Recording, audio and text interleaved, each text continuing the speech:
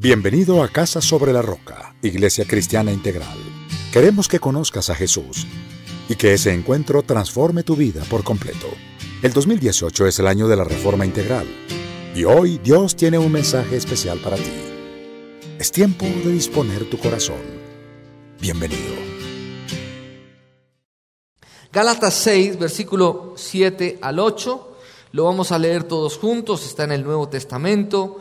Gálatas fue escrito por el apóstol Pablo, se ha denominado la epístola de la libertad, porque fue una epístola que el apóstol Pablo escribió a la iglesia de Galacia en contra de toda religiosidad y todo legalismo que se había salido de lo que Jesús finalmente había enseñado. Gálatas capítulo 6, versículo 7 al 8, y lo vamos a leer todos juntos. Gálatas 6, del 7 al 8. ¿Lo tenemos listo? Leamos entonces. ¿Qué dice? No se engañen, de Dios nadie se burla. Punto número 1. Hay engaños y hay autoengaños. Resulta que usted y yo podemos engañar a muchas personas. Desde luego a Dios no lo vamos a poder engañar porque Él conoce nuestro corazón. Pero aún sin estar conscientes, nosotros podemos autoengañarnos. ¿Y qué dice ahí? No se engañen, de Dios nadie se burla. Cada uno cosecha lo que siembra. El mes de marzo lo he llamado el mes de sembrar lo adecuado para cosechar lo esperado. A veces en la vida esperamos cosas diferentes a las que nosotros hemos sembrado. ¿Y qué dice el texto en Gálatas capítulo 6? Que no nos engañemos. ¿Por qué? Porque cada uno recoge ¿qué? Lo que ha sembrado. Por ejemplo, con respecto al matrimonio, ¿qué recogemos? Lo que hemos sembrado. Con respecto a nuestras finanzas, ¿qué recogemos? Lo que hemos sembrado. Con respecto a nuestras relaciones interpersonales, ¿qué recogemos? Lo que hemos sembrado. Todo en la vida, eso es una ley espiritual. Cada persona recoge lo que siembra. Amén. En Dios, usted y yo tenemos la oportunidad de redimir el tiempo, y si hemos sembrado de manera incorrecta, tenemos la posibilidad a través del arrepentimiento darle la espalda al pecado y empezar a sembrar de nuevo. Y yo ya voy a hablarles más adelante, vamos a profundizar un poquito más. Entonces me dice el versículo 8, ¿qué dice? El que siembra para agradar su naturaleza pecaminosa, de esa misma naturaleza cosechará ¿qué? Destrucción. El que siembra para agradar el Espíritu, del Espíritu cosechará ¿qué? Vida eterna. Padre, gracias. Gracias por enseñarnos tu palabra en esta mañana.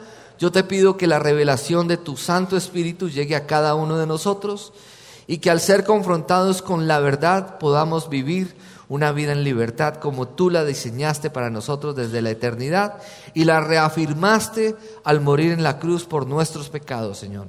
Gracias porque tú eres fiel, porque tú hablas claro, Señor. Amén y amén.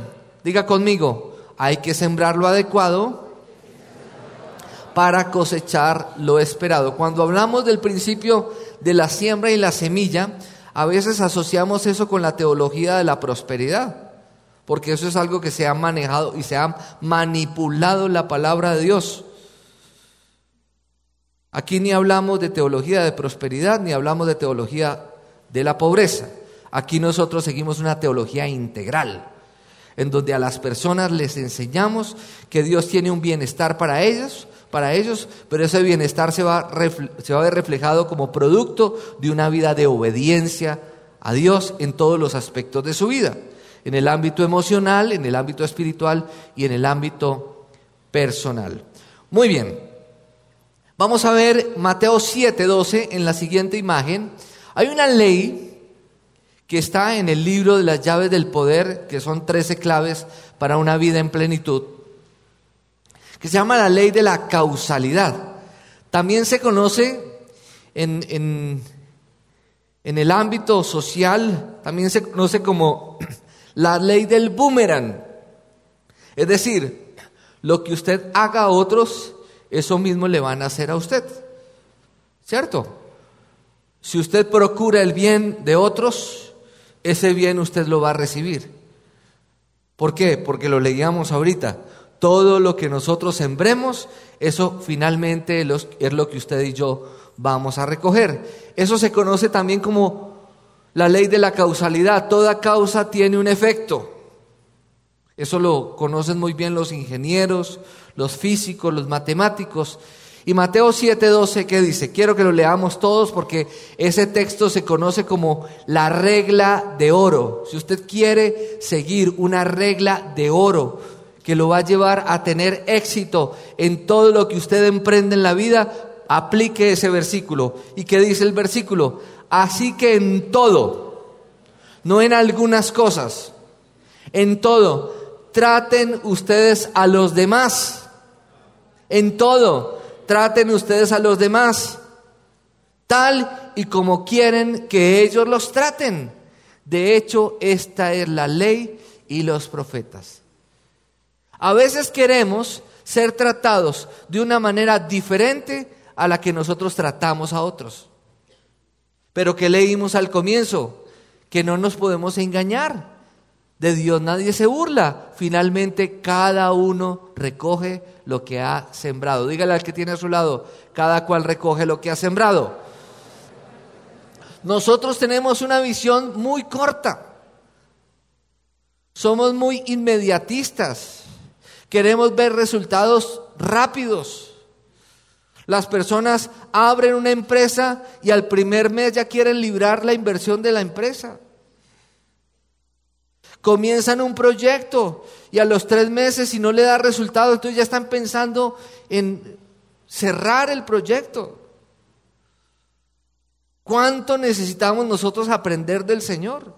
¿Por qué? Porque el Señor que nos enseña que primero hay que preparar el terreno, hay que sembrar en la tierra, hay que cuidar el terreno y después vamos a ver ¿qué? Los resultados. Amén. Entonces, vuélvalo usted a leer. Así que en todo, traten ustedes a los demás tal y como quieren que ellos los traten. De hecho, esta es la ley y los profetas. En otras palabras, el espíritu de este texto resume la esencia del Evangelio de Jesús. Siempre pensar en el bien del otro. Gálatas 6, versículo 9 al 10, continuando lo que leímos al comienzo, vamos a leerlo, que dice, volvemos nuevamente al principio de la siembra y la cosecha, que dice, no nos cansemos de hacer el bien. A veces nos cansamos o no de hacer el bien, pero yo para qué hago esto, pero yo para qué hago lo otro, ¿qué me gano yo con hacer correctamente las cosas? Y a veces caemos como los israelitas en el desierto en la frase, me iba mejor antes. En Egipto comía mejor. Éramos esclavos, pero a veces decimos, nos iba mejor antes. Pero quiero decirles algo a ustedes. Dice que el que diga que los tiempos pasados fueron mejores que estos, no está hablando con sabiduría. ¿Por qué? Porque si algo nosotros hemos aprendido, conforme a lo que dice la Biblia en las epístolas, es que lo mejor de Dios está por venir. Amén. Y no podemos comparar nuestro estado mejor sin Cristo que con el Señor. Sin el Señor estábamos muertos en nuestros delitos y pecados. Íbamos rumbo a la muerte. Gloria a Dios, conocimos a Cristo. Porque aún con Él pudimos entender que lo que nos venía encima, producto de las consecuencias de nuestras malas decisiones, en Cristo fui alcanzado por su misericordia. Y aunque he sufrido y he pasado por un desierto, ¿qué dice la Biblia? Ahora lo vamos a ver. La Biblia dice que los que con lágrimas siembran, con regocijo recogen. Y mire que dice, no nos cansemos de hacer el bien, porque a su debido tiempo, oiga, no es cuando a usted le parece, no es cuando usted cree, no es conforme a su expectativa, dice, a su debido tiempo. Dígale al que tiene a su lado, esas al debido tiempo de Dios. Porque a su debido tiempo, ¿qué dice? Cosecharemos. ¿Cuándo cosecharemos? ¿Cuándo cosecharemos? ¿Cuándo? Si no nos damos por vencidos. A veces nosotros creemos que vamos a cosechar cuando abortamos nuestros proyectos en la mitad del camino. ¿Pero qué dice ahí? Queremos recoger cuando desfallecemos en el hecho de dar amor, de perdonar, de hacer el bien. Y queremos recoger, pero abortamos ese caminar, lo abortamos en la mitad del camino. ¿Y qué dice?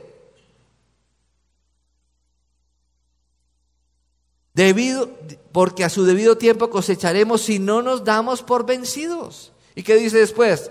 Por lo tanto, siempre que tengamos la oportunidad, hagamos bien a todos. Dígale al que tiene a su lado, haz el bien y no mires a quién. Vuélvalo a decir, haz el bien y no mires a quién. Y dilo por tercera vez, haz el bien y no mires a quién. Y dice, hagamos bien a todos y en especial a los de la familia de la fe. Y en esto voy a detenerme un poquito. Si nosotros somos cristianos, somos hermanos en la fe, y nosotros nos damos cuenta que un hermano en la fe tiene una profesión, tiene un negocio, tiene una actividad, tiene un almacén, y yo tengo una necesidad, ¿qué deberíamos hacer nosotros los cristianos? ¿Qué deberíamos hacer nosotros? Si Reinaldo vende huevos, pescado, ¿qué más? Aproveche, hermano, aproveche que le estoy haciendo propaganda. Huevos, pescado, queso, pulpa. Y lo que necesite él se lo consigue. En otras palabras, el lema de su empresa es, se le tiene. Entonces, si yo sé que mi hermano en la fe tiene un negocio y yo tengo una necesidad, ¿qué deberíamos hacer los cristianos? Comprarle a nuestro hermano en la fe. ¿Amén? ¿O no? ¿Cierto? Aquí hay muchas personas que tienen diferentes negocios. Diego Gómez tiene una empresa junto con Juan Carlos de software hotelero y están desarrollando estos otros software de dar soporte en cámaras de seguridad, un almacén de ropa infantil en el Calima. Ulises tiene un negocio de frutas, otras personas más, tú tienes un negocio, una ferretería.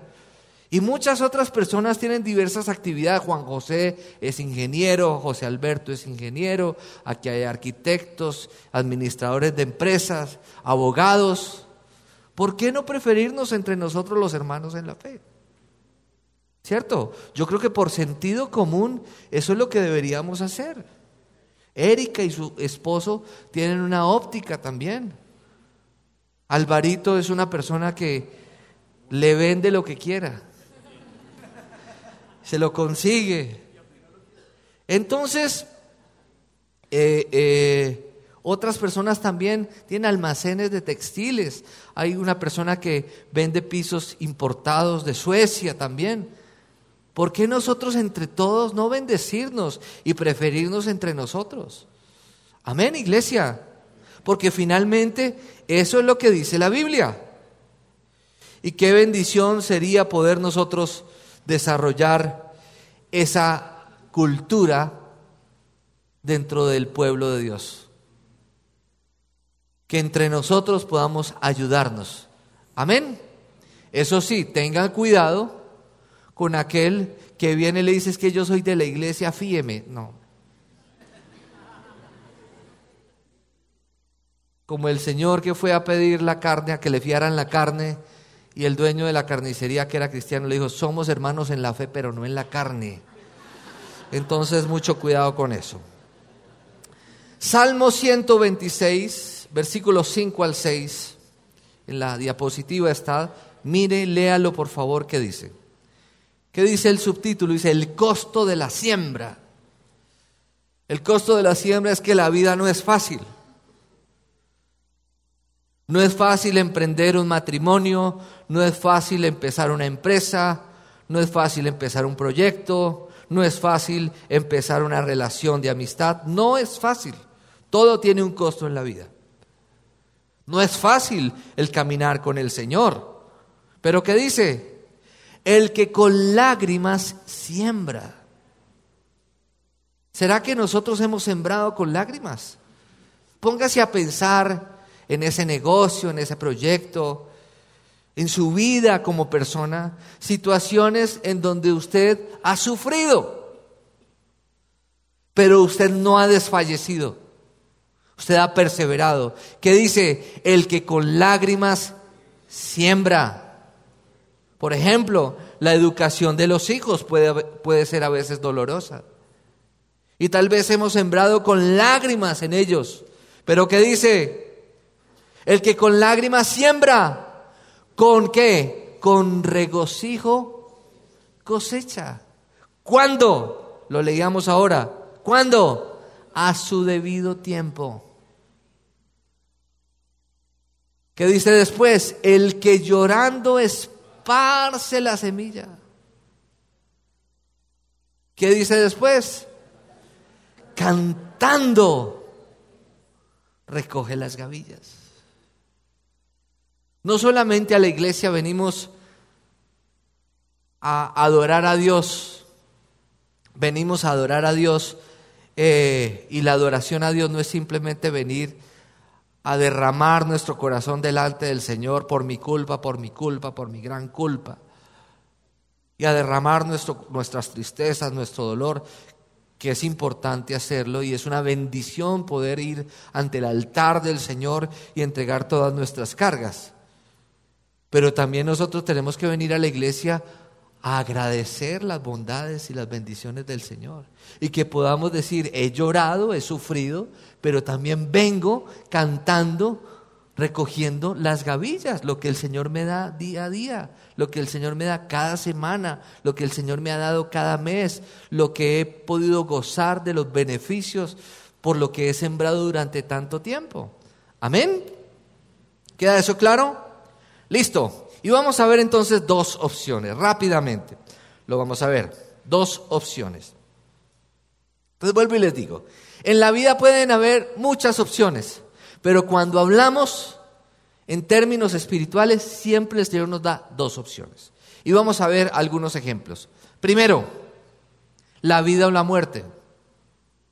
Y vámonos para Deuteronomio 30, versículo 15. Estamos hablando de edificar, de calcular, de edificar, de mirar dónde edificamos y también lo que sembramos y lo que esperamos recoger. Entonces dice Deuteronomio 30, versículo 15, y lo vamos a leer todos juntos en la Nueva Versión Internacional. Leámoslo por favor, que dice Deuteronomio 30, 15 y después el versículo 19. ¿Qué dice? Hoy te doy a elegir entre la vida y la muerte. Dos opciones, vida o muerte. Coma, ¿qué dice? Entre el bien y el mal. Vida, el bien, muerte, el mal. Versículo 19. Hoy pongo al cielo y a la tierra por testigos contra ti, de que te he dado a elegir. ¿Entre qué? entre la vida y la muerte. Y después dice, entre la bendición y la maldición. Pero mire lo que dice después.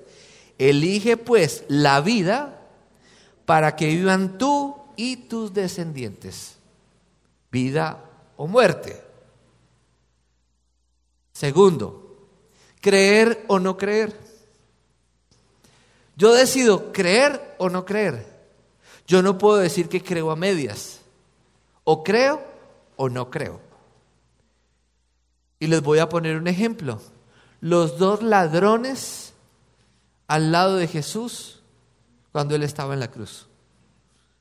Esas dos personas evidencian y nos muestran un panorama del mundo actual. Las personas que creen en Dios y las personas que maldicen a Dios o que son ateas o agnósticas. Pero Dios aún, Dios en la persona de Jesús, estaba siendo entregado en la cruz para morir por nuestros pecados. Y aún en medio de su dolor y de la muerte, antes de morir, Dios estaba ofreciendo salvación a aquel que lo viera a Él como la opción más adecuada. Y eso ha pasado con nosotros, por eso estamos nosotros aquí. En la vida antes no creíamos, o pretendíamos creer de manera adecuada, pero realmente estábamos alejados de Dios y habíamos pecado y estábamos privados de la gloria del Señor. Pero vamos a ver qué dice Lucas 23, versículo 35 al 43. Y lo vamos a leer todos juntos. Lucas 23, 35 al 43.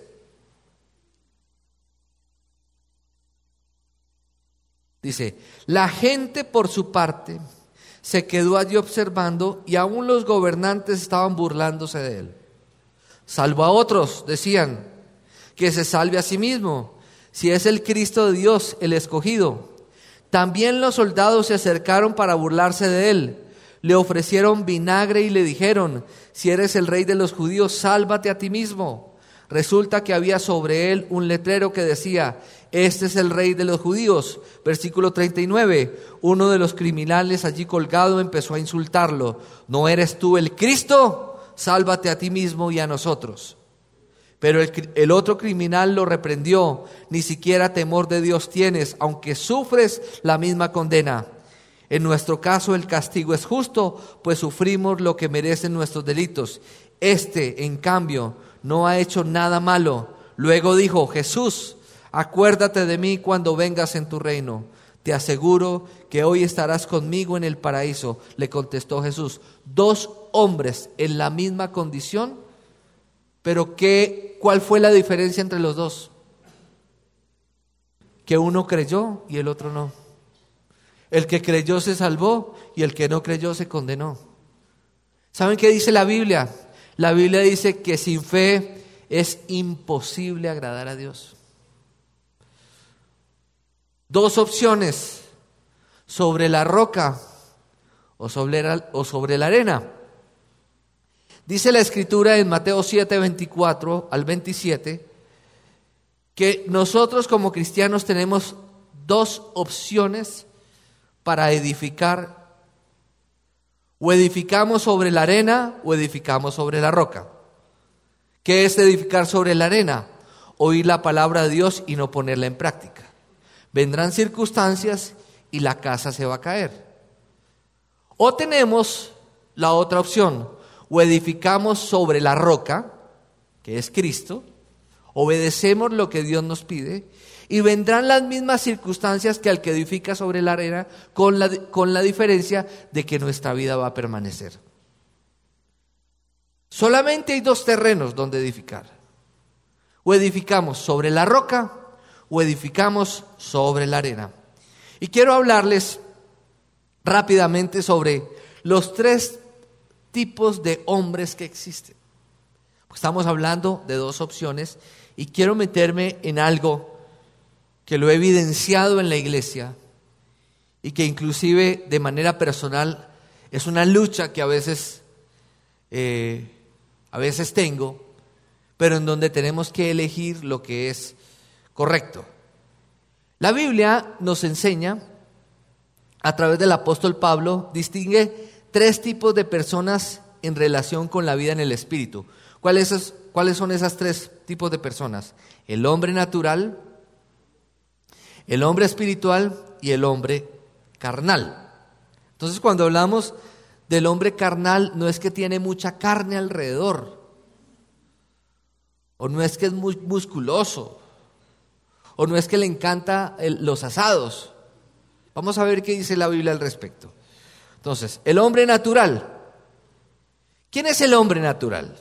El hombre natural es esta persona está espiritualmente muerta y separada de Dios, pero al vivir independientemente de Dios, la persona natural peca naturalmente, vive independiente de Dios y su propósito, y no responde a la vida conforme al plan de Dios. Es decir, que nosotros sin Cristo éramos hombres naturales. ¿Y qué nos dominaba? La naturaleza pecaminosa. Teníamos una manera de pensar errada y estábamos muertos espiritualmente. Dice la palabra de Dios con respecto al hombre natural, que el hombre natural no entiende las cosas de Dios. ¿Por qué? Porque para el hombre natural las cosas de Dios son locura. Por eso nosotros no pretendamos que nuestros amigos no creyentes, aquellos que no comparten nuestra fe, si nosotros le hablamos de cosas espirituales, ellos las van a entender. Ellos no las van a entender. Usted háblele a un no cristiano, háblele del perdón. Háblele a un no cristiano del diezmo. Háblele a un no cristiano de venir a una iglesia cristiana un domingo y cambiar su montada en bicicleta. ¿Qué le va a decir? Háblele a un no cristiano de guardarse para el matrimonio. Háblele a un no cristiano de mantener sobrio. Háblele a un no cristiano de no hablar mal del prójimo. ¿Y qué le va a decir? Usted se volvió religioso. ¿Por qué? Porque las cosas espirituales se disciernen ¿cómo? Espiritualmente. Háblele a un empresario, a un hombre natural que tiene un negocio, que ponga las cosas en orden. ¿Saben qué va a decir? Usted está loco. Háblele a una persona natural de la obligación de pagar impuestos. Se lo roban los políticos. ¿Por qué? Porque las cosas espirituales se disciernen espiritualmente. Amén. Muy bien. Voy a hablarles del hombre carnal. ¿Quién es el hombre carnal? El hombre carnal es una persona que vive espiritualmente, es decir, ha recibido a Cristo en su corazón, ya no está muerto espiritualmente, pero escoge seguir los impulsos de su naturaleza pecaminosa en vez de elegir ser dirigido por el Espíritu. En otras palabras, es aquella persona que ha recibido a Cristo en su corazón, diferente al hombre natural que está sin Cristo.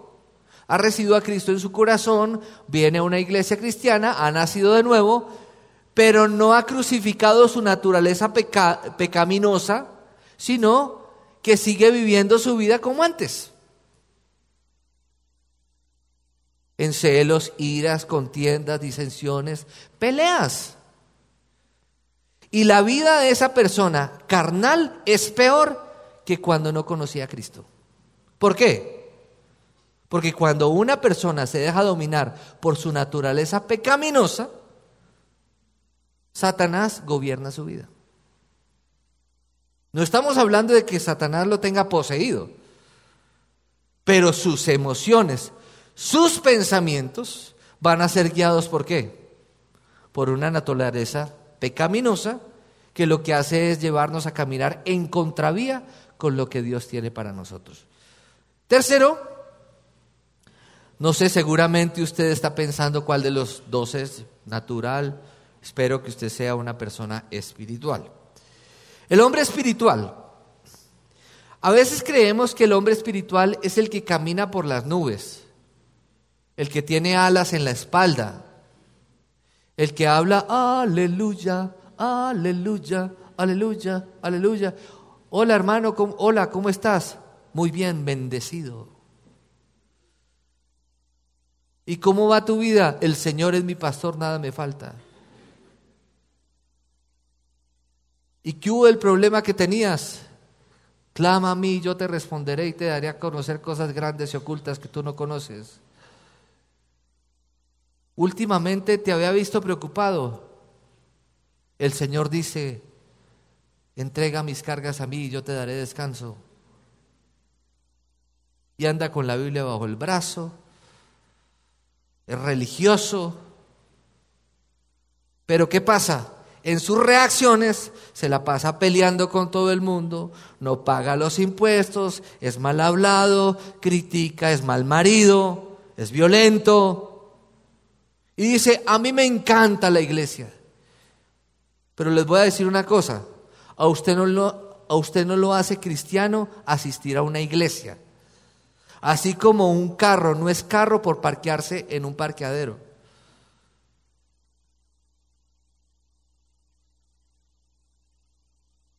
A usted lo hace cristiano, ¿qué? Vivir su fe.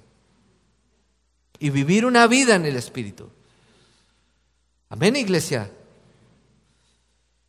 Entonces, un hombre espiritual es una persona que ha nacido de nuevo y su vida es guiada conforme al Espíritu.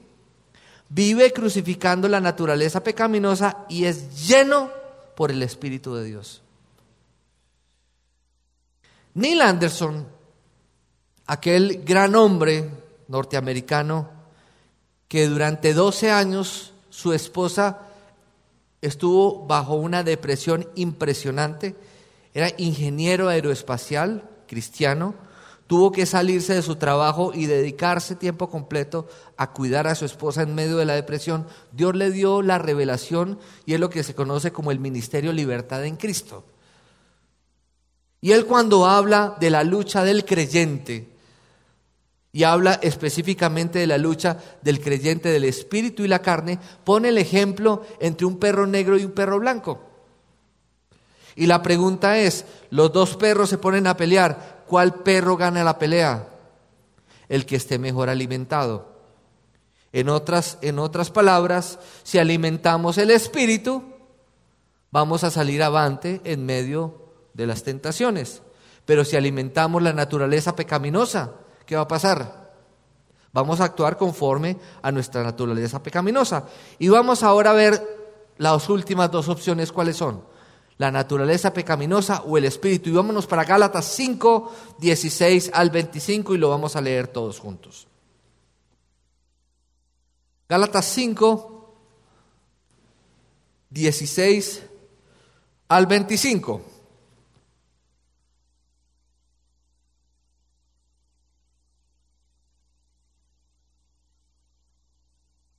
Cinco, 16 al 25. Vamos a leer el versículo 16. ¿Qué dice el título? La vida por el Espíritu. ¿Cierto? Entonces, la vida por el Espíritu. Entonces, hay personas que hacen alarde de sus dones espirituales, de sus talentos. Pero vamos a ver qué dice la Biblia con respecto a la vida en el Espíritu. Desde luego, los dones del Espíritu son dados por el Espíritu Santo. Dones de inspiración, dones de poder, dones de inspiración, de poder y dones de revelación. Y hay unos dones que son los dones operativos que también el Señor nos los da. Pero ¿qué es vivir la vida en el Espíritu? ¿Qué dice? Así que les digo, vivan por el Espíritu y no seguirán los deseos de la naturaleza pecaminosa. Versículo 17. Porque ésta desea lo que es contrario al Espíritu, y el Espíritu desea lo que es contrario a ella. Los dos se oponen entre sí, de modo que ustedes no pueden hacer lo que quieren. Pero si los guía el Espíritu, no están bajo la ley. Entonces, cuando el Espíritu está aquí, ¿saben dónde está la naturaleza pecaminosa? Acá. Cuando la naturaleza pecaminosa está acá, ¿dónde está el Espíritu? Está acá. Un día yo tuve una experiencia horrorosa. Yo vivía en la casa de mi abuela, estaba empezando a crecer, a conocer de Dios. El Señor me permitió recibir unos dones que me tocó empezar a edificarme para poder saber cómo manejar las cosas. Me volví una persona supremamente sensible espiritualmente. Vivía en una casa donde había mucha idolatría, donde habían imágenes, donde habían ídolos de yeso.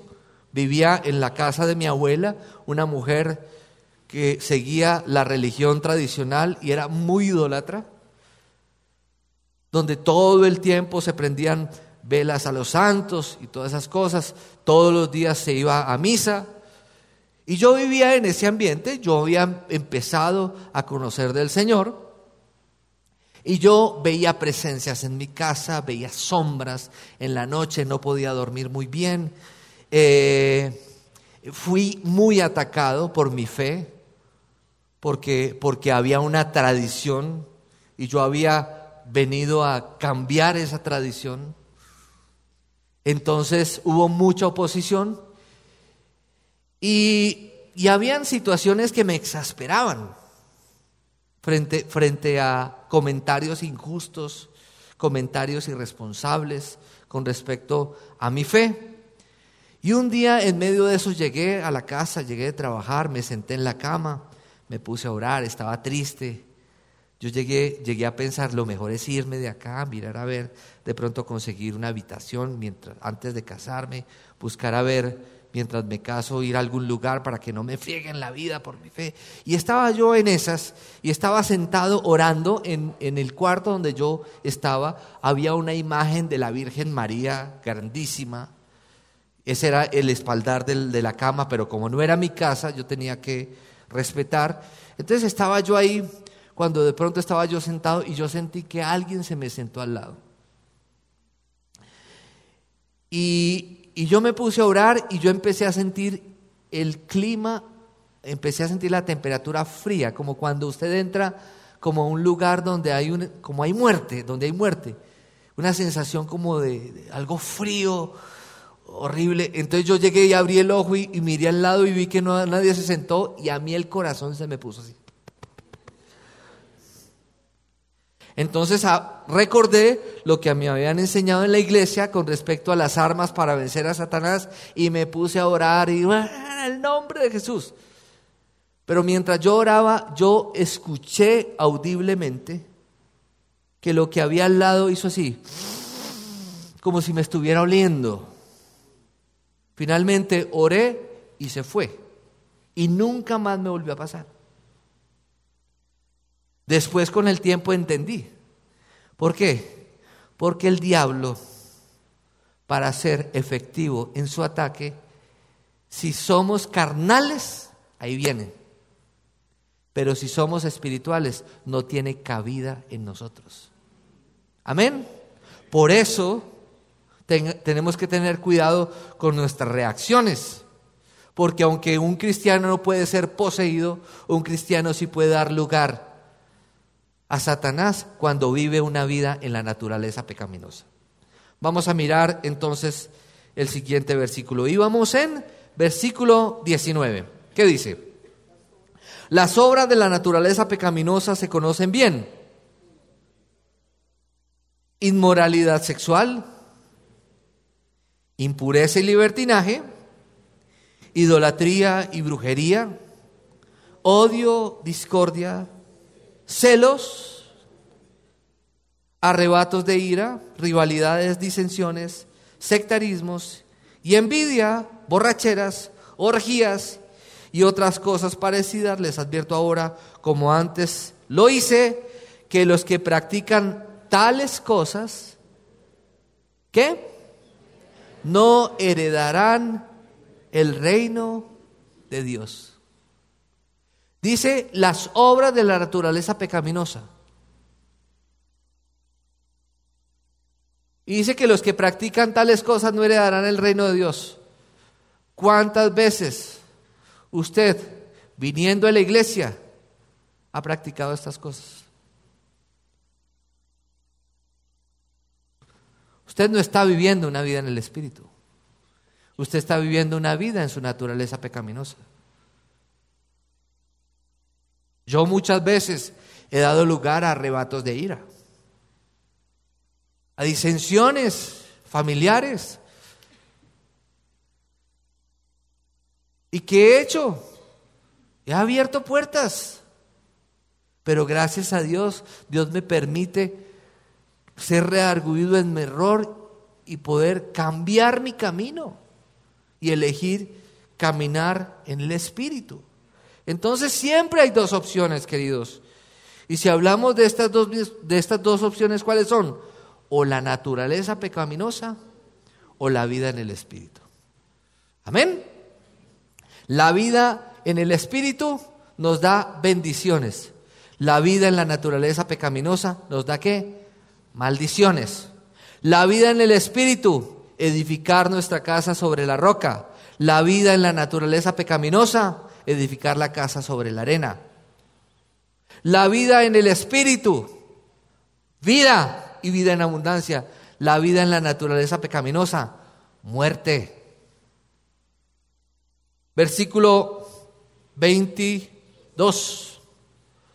En cambio, el fruto del Espíritu es amor, alegría, paz, paciencia, amabilidad, bondad, fidelidad, humildad y dominio propio. Miren lo que dice: no hay ley que condene estas cosas. Versículo 24. Los que son de Cristo Jesús han crucificado la naturaleza pecaminosa con sus pasiones y deseos. Si el Espíritu nos da vida, andemos guiados por el Espíritu. Y vámonos por favor para Efesios capítulo 2. Y con esto terminamos. Porque la gente dice: bueno, pastor, usted enunció todas las obras de la naturaleza pecaminosa y eso es lo que yo vivo. ¿Y cómo hago para salir de ahí? Porque esa es mi lucha continua. Vuelvo y les digo, si el Espíritu está aquí, la carne va a estar aquí. Si la carne está aquí, el Espíritu va a estar aquí. Pero ¿cuál es la clave para vivir una vida en el Espíritu? Y se las voy a dar.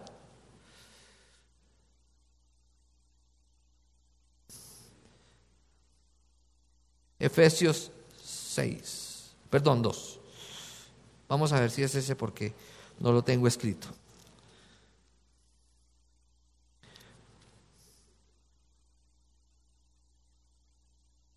Ya les digo cuál es.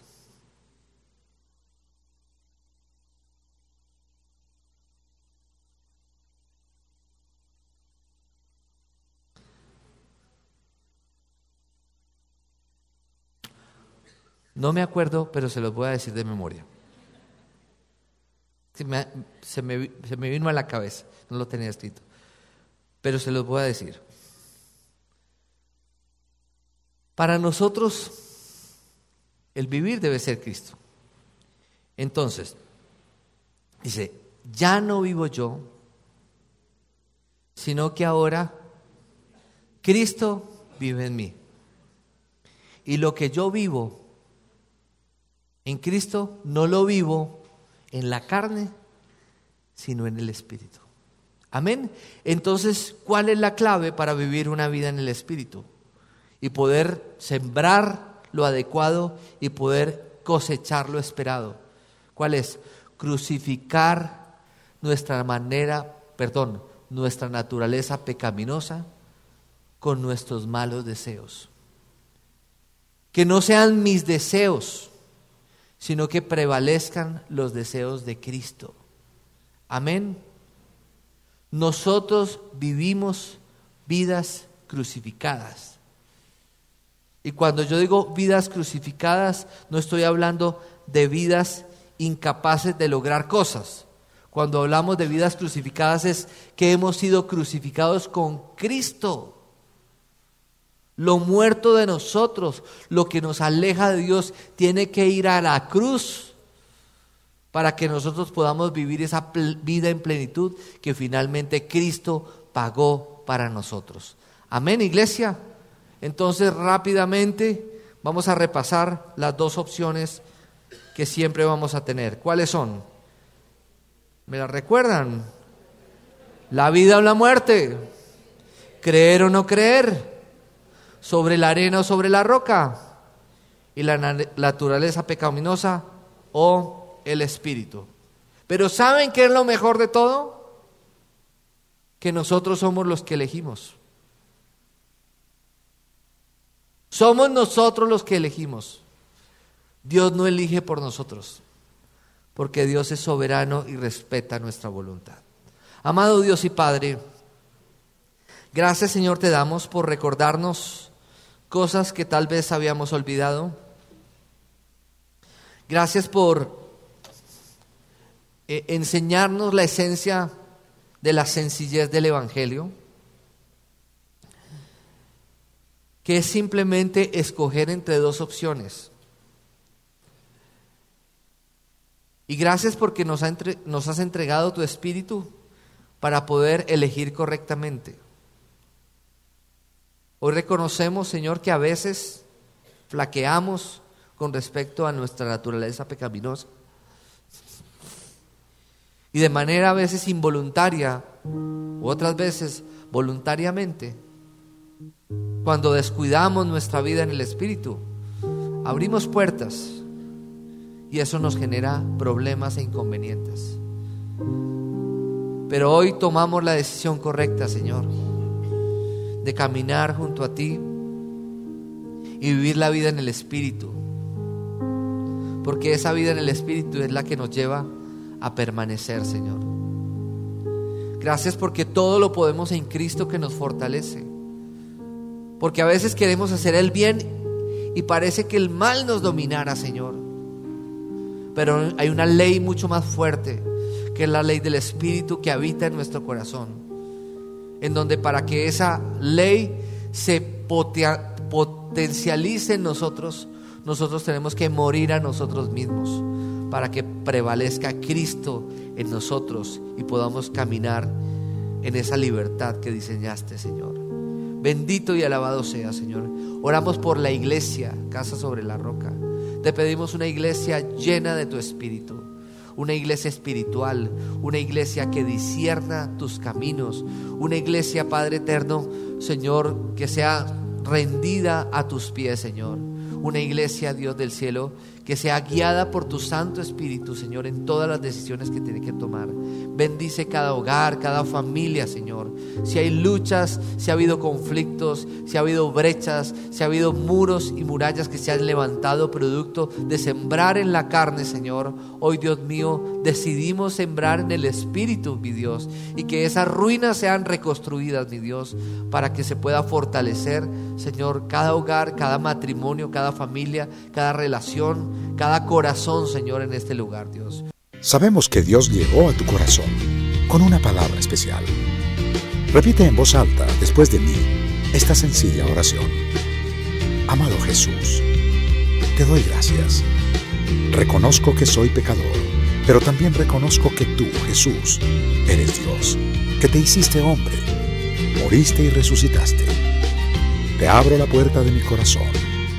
Haz de mí la persona que tú quieres que yo sea.